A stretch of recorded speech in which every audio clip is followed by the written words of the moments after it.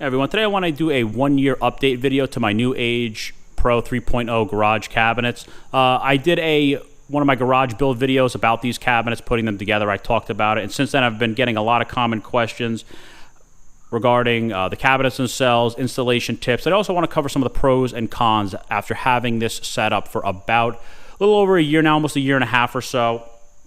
So I'll start off with some of the common questions I get. Does New Age have good customer service? Yes, absolutely. Both from what I read prior to purchasing these and my experience after having one of them come in damaged, I definitely think New Age has good customer service.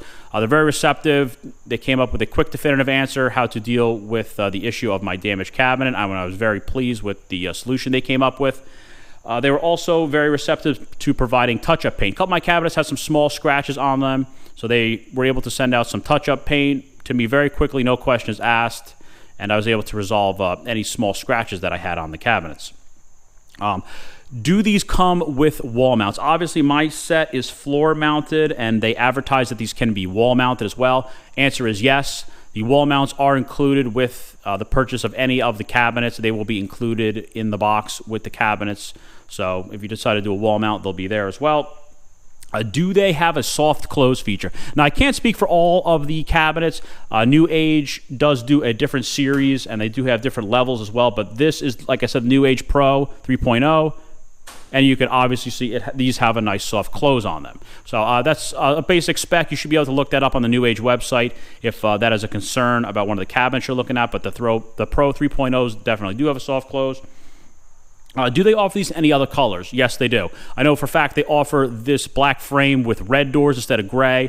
I believe they also offer a white frame with a lighter gray door. And then they also have their performance series as well. So definitely go on the New Age website if you're looking for possibly a different color. I think this color is probably the most common. It's most neutral color, but short answer is yes. Just go on the website and check out some of the other colors that they offer. There are a few. Would I install anything like a vise or a grinder to the worktop surface? Me personally, I would not. This is not a huge surface. It's only about 2 feet deep, and then the length will vary depending on your exact setup. I wouldn't do it just because it eats up a lot of space, and it's something you're always going to be bumping into. And if you use a lot of the work surface like I do for some of the projects I do in here, it just kind of eats up some of the space. So unless you're using like a vise or a grinder like every day, I personally would do an independent mount for that, or like I personally have it mounted on a mobile cart so I can use it inside or outside if need be. But I would personally just leave the space open for any other projects that you want to do and not dedicate it to something like that that's pretty permanent. As far as the cost of these go, as you see right now, this is about $2,500. I ordered the initial set, and then I added this individual cabinet on later. That was about $500. So it was about $2,000 for the initial set and about $500 for this. So this is about $2,500 setup for this Pro series I have. And as it sits, I think the original set was about 13 feet. That added about almost a foot. So as you see, this is about 14 feet wide. So it takes up almost my entire back wall, and it fits into the room very well. But I would definitely recommend to get a kit if you're purchasing these. It's much more expensive to buy them as individual pieces than it is to buy them as a kit. You can go on the New Age website. Also, they sell these through Home Depot, Costco, a couple of the other big places, and you can kind of look at the different kit sizes that they offer, different configurations, different types of lower drawers, different widths. So you have to take some measurements of your garage to see exactly what you need, but definitely buy the kit. It's way cheaper to do that than to try to piece them together as individual pieces. Would I buy these again? 100%, absolutely. Very happy with these.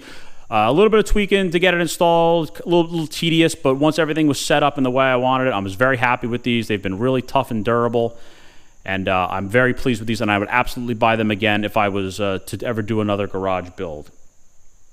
And like I said, with my setup, it's about 14 feet or so. I've had a couple people ask me that, but go on the New Age website to see the different setups that they offer for your garage, but you're going to have to get into your own garage and take some measurements for what you need. And they're all approximately 2 feet deep. With the tall cabinets and the lowers, they stick out about 2 feet. But again, the basic specs are on the website, so you can check that out yourself. Let's talk about some pros and cons. Pros, I definitely think these are very cost-effective cabinets. These nicer ones These Pro Series are 18 gauge steel, which I personally think is much better than the standard 24 gauge steel that the Bold series is, or a lot of other really basic cabinets. This is about twice as thick, and I think that this does a really good job bridging the gap between your really basic, flimsy, thin steel cabinets that you're going to see in a lot of big box stores that are very similar to other 24 gauge steel cabinets, and going to a really expensive set of cabinets like, say, like Moduline or something like that. They're a beautiful set of cabinets. The problem is they are very expensive. You can easily spend $10,000 just on cabinets on a setup like this from a high-end cabinet manufacturer. They are really nice. They're beautiful. They're well put together, but it's hard to justify the cost for the average person to spend that much money on garage cabinets. So I think this bridges the gap between the high-end stuff. This is a really good weight capacity, and these are really durable and strong. The paint's really good on these things. I bumped into these cabinets all the time. You know, I'm leaning stuff up in here. I'm doing projects. Stuff falls down, hits them, and the paint's held up very well. I don't know if it's just if it's a powder coating versus a paint. I'm not sure how they apply it, but so far so good. It's been really resistant to a lot of scuffs and scratches, and it cleans up very easily. So I've been very impressed with that, with how much stuff I'm always doing in here and how much of a mess I make all the time. And despite it's looking clean now, there are times I get involved in some real dirty projects in here.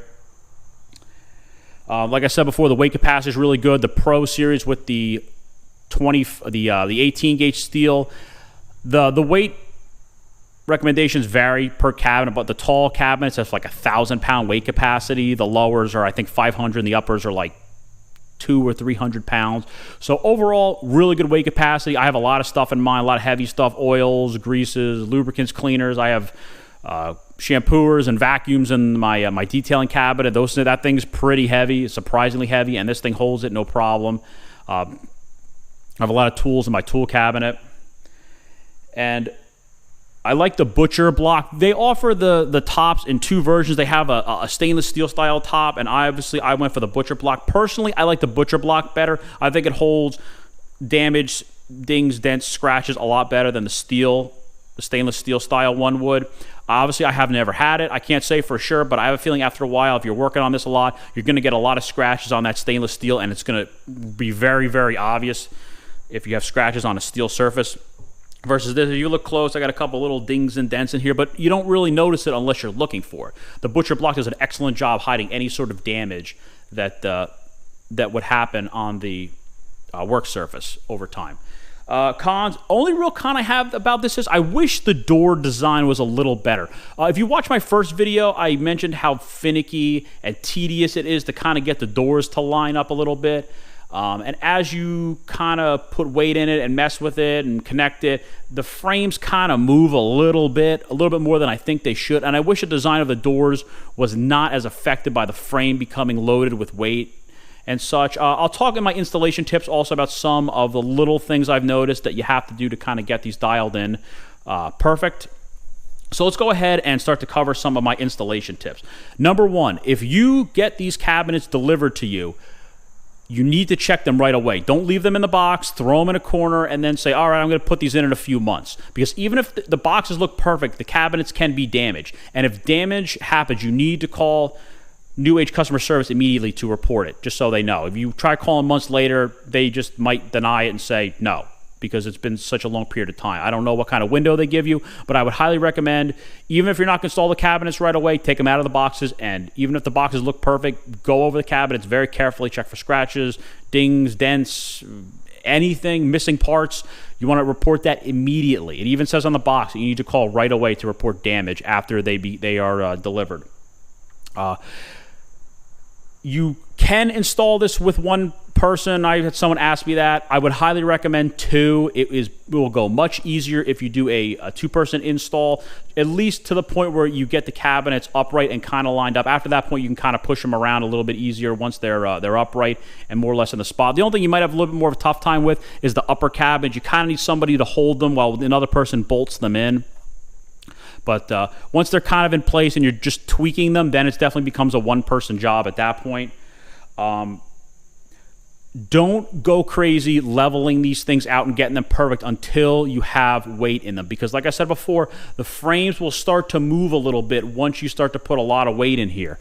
Some of mine, like this is my automotive maintenance and utility cabinet. As I started putting weight in these things, the frames kind of start to tweak a little bit, and it can kind of throw it off a little bit. So I would personally not go crazy adjusting both the doors and the leveling of the cabinet itself until there's weight in it. Because you can go get it perfect, and then you start to weigh it down, and things kind of move a little bit, and now you're back to square one of trial and error, and you're kind of starting to kind of do that all over again. So just get it close, get it pretty close, but just don't go nuts spending a ton of time doing that until you've got a decent amount of weight in them for that. The hinge adjustment, the hinges are obviously adjustable. You have this bolt here. This will control how far in or out the hinge goes. So essentially, if this is rubbing here, you would tighten this bolt and it will pull the whole door this way. And the same thing if it was rubbing on this side, you turn it in and it will bring the whole door that way. You also have this screw on the back will bring the whole door forward or back. And then if you manually need to move the door, you have these other bolts you can loosen to do that. Now, some of the hinges come with covers on them. Some of them didn't. As you can see up here, this has a cover over those bolts. You just stick a screwdriver under here and pop it off, and you can access the bolts. But it is the exact same hinge. That just has a cover on it. Another big install tip when you're going to get the doors perfect that I've had a lot of people ask me this question. The right side door is the door that has the lock on. Now, the lock works off of a rod. When you turn the lock, there's a rod that goes through this hole and locks it. So if you get the doors pretty much perfect, and the left side door will typically close no problem. And if you're having an issue where the right side door is getting almost to the point, say like right here, and it's really slow to go or stops and it won't go, typically the problem with that is there's a plastic rod, a guide that guides the rod on the bottom. What's happening is this little piece of plastic right here is rubbing the frame when it closes, and it's creating just enough friction where it's slowing down the door. So what you're going to do is take a piece of sandpaper, nothing too aggressive, and you're going to sand this down a little bit, because all you need is a fraction of it. I mean, you're talking millimeters of clearance. Because if you see when you go to close it, it's getting hung up right there, and it's not going in. 9 times out of 10, it's that little plastic retainer for the locking rod, and it's getting hung up. So if you're wondering why the door with the lock on it is having an issue, 9 times out of 10, it's that. I had that problem with almost every door in here because the jamb is so close to the door that little plastic retainer is going to do that. I would also recommend when you put the feet on here, when you thread the feet in all the way, there is not enough space to get a standard wrench in here to turn it, to level it out. Once you kind of get everything dialed in, you want to say level the feet out a little bit. It does have a hex head on here for a wrench to get on here. I think it's a 9/16, but like I said, it's not, the gap here when it's threaded in all the way is not enough to get a wrench in here. So you might want to leave it out a couple turns, unless you have a specialty wrench like a cone wrench, which most people don't have because that's kind of specialty tool. You're not going to be able to get your average wrench in there. The heads are just too fat. So leave yourself a little bit of working room in there to do that. So when you do want to get it dialed in and perfect, you can get a wrench in there to turn the individual feet to kind of level everything out perfectly. I would also recommend don't use an electronic wrench or like an electric ratchet, like a Milwaukee or something like that, when you go to bolt these together. Now, you don't have to bolt this system to the wall, but with certain cases, I do recommend it. Now, when I originally put this system together, what I essentially did was, has supplied hardware. Up there you can see there's 2 bolts up top, and it also has 2 bolts on the bottom, which you can't see. Every single cabinet has 2 lowers and 2 upper bolts that hold it to the cabinet next to it. So essentially, the whole thing is held together by the cabinet next to it being bolted.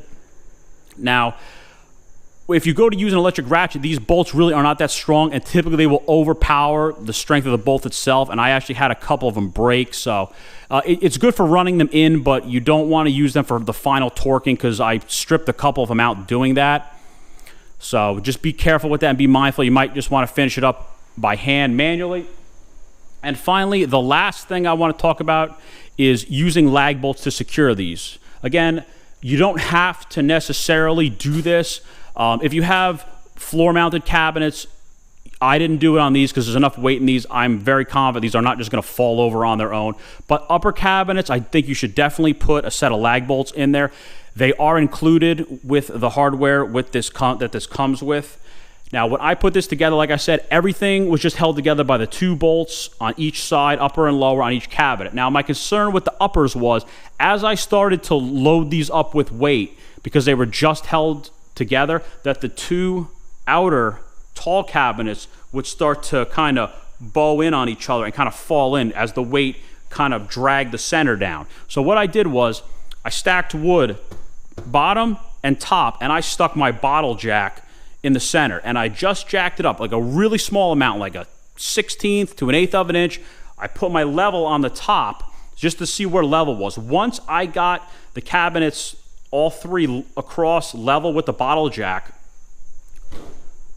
I put 1 lag bolt in each cabinet. I pre-drilled it with my drill. I ran the lag bolt in. So now you have 1 lag bolt in each one of the 3 upper cabinets, and then all the cabinets are bolted together. So essentially, the whole system is bolted to the wall with 3 lag bolts, and then they're all together. So not at all worried. Even if they weren't bolted with lag bolts into the back, I wouldn't worry about this system tipping. This is a pretty heavy system. You'd really have to put a ton of weight off balance to have this pull forward. But for the upper cabinets, to avoid the frames getting knocked out of square, especially with the doors, I would run lag bolts into those uppers. Pretty easy thing to do. Obviously, you just need like a stud finder to figure out where your studs are, drill it, run the lag bolts in, and level it out. It's a pretty easy job, and it will definitely keep the system from getting tweaked as you really start to load up those upper cabinets. So I hope this helped everybody that watched my first video that was looking for some tips or recommendations. Like I said, I've had this system for about a year to a year and a half now. Very pleased. I would definitely buy it again. This is an installation that your average person can tackle.